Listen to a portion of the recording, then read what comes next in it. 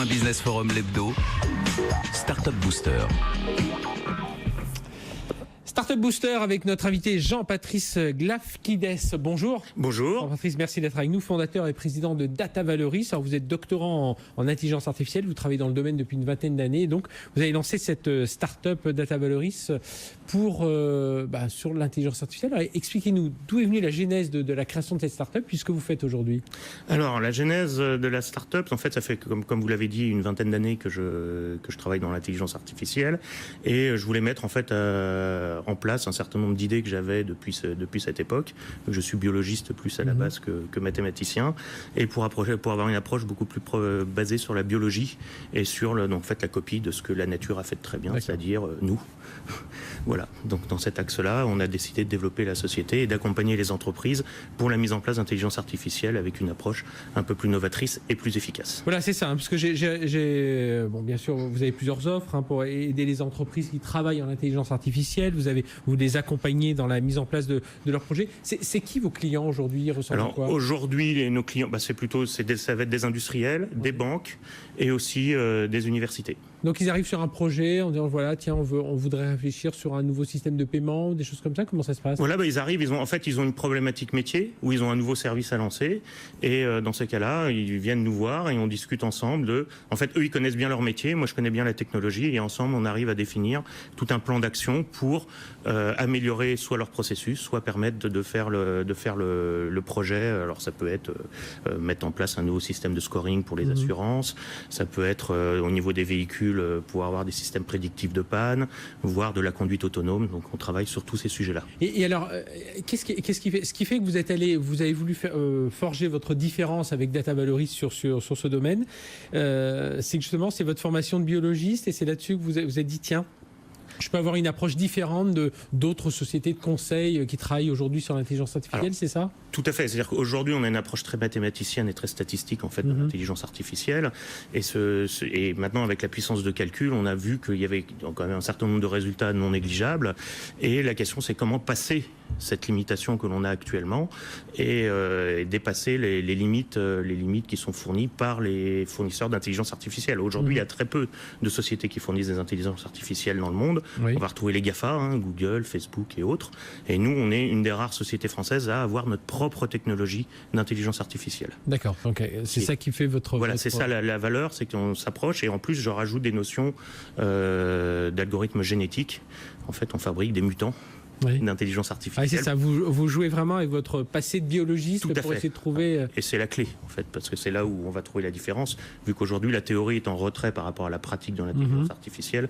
Donc nous, on s'appuie vraiment sur la pratique et sur la copie de ce que la nature fait de mieux.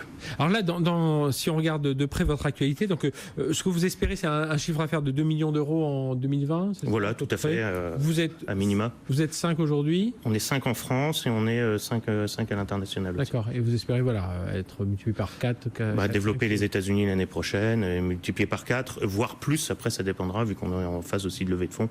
Donc on cherche des fonds pour pouvoir aller plus loin. D'ici l'année prochaine? D'ici l'année prochaine, tout à fait. Oui. Et alors, l'actualité, vous êtes avec nous aujourd'hui, lancement d'une application Crypto Valoris. Racontez-nous alors crypto, on imagine on est dans les crypto-monnaies ou quelque chose comme ça? Tout à fait, voilà. On imagine assez bien que c'est dans les crypto-monnaies. Et le but, en fait, c'est faire une petite application sans vraiment grande prétention, mais qui permet de prédire le cours Bitcoin à 15 minutes, 1 heure, 2 heures, et permettre aux gens de voir ce qu'il pourrait être. Alors ça reste qu'une prédiction, ça n'engage en rien l'utilisation, mais le but est vraiment de mettre en application notre technologie sur des sujets qui semblent aujourd'hui soit peu traités, soit dans le sujet du jour. Alors justement, pour évaluer le cours prochain du Bitcoin dans les minutes qui viennent, dans les heures qui viennent, dans la semaine qui vient, qu'est-ce que vous rentrez comme data là, pour analyser ensuite, faire tourner votre algorithme?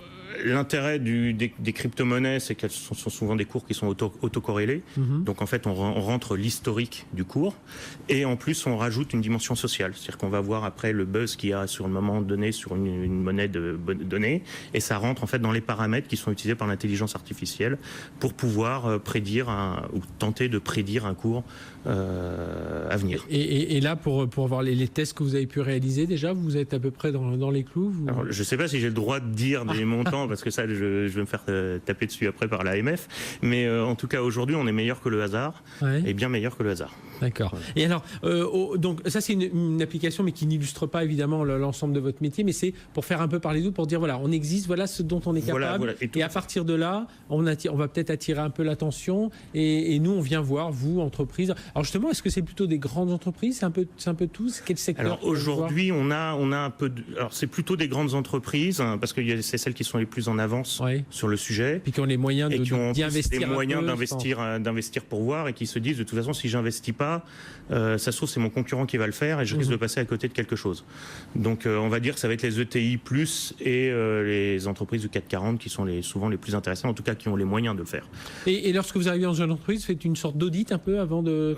Tout à fait. Ou est-ce que l'entreprise a déjà tout de suite une idée, vous parlez de scoring, des assurances, est-ce qu'ils ont une idée précise, ou alors ils vous disent, tenez, on vous laisse quelques temps pour regarder un peu nos datas, voilà un peu dans quel domaine on voudra aller, comment ça se passe? Alors, il y a tous les cas. Ça dépend si on discute avec le métier ou plutôt avec les gens qui sont en charge des données.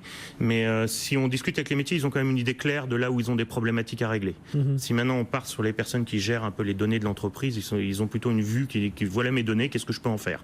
Ce qui n'est pas forcément la meilleure approche. Il vaut mieux partir avec un vrai objectif business et avoir un vrai endroit où ça va faire du bien. On vous refile l'idée à vous, sinon... Voilà, donc c'est pour ça. Voilà. Donc après, on a différents types de profils. Aujourd'hui, c'est plus j'ai beaucoup de données, je sais pas trop quoi en faire, comment je peux les faire et je peux m'en sortir. C'est plutôt, moi je préfère plutôt l'approche métier où on part d'une vraie problématique et après on analyse ce dont on a besoin comme données, parce que le problématique de la donnée est un vrai problème. Eh bien, on va vous suivre, hein, Jean-Patrice Glafkides, donc fondateur et président de Data Valoris. On vous recevra certainement dès que vous avez votre levée de fonds qui arrive, et puis nous dire où vous en êtes de vos projets. Plaisir. Merci d'avoir été avec nous. Voilà, si se termine notre première partie de l'émission. On se retrouve dans un instant. On va certainement parler d'intelligence artificielle. On va surtout parler de recrutement dans les ESN. Il y a un gros souci de ce côté-là en France. On le dit depuis un moment. Mais là, on va vraiment voir quel est l'état de la situation avec nos invités. Allez, restez avec nous. On marque une très courte pause. On se retrouve juste après sur BFM Business.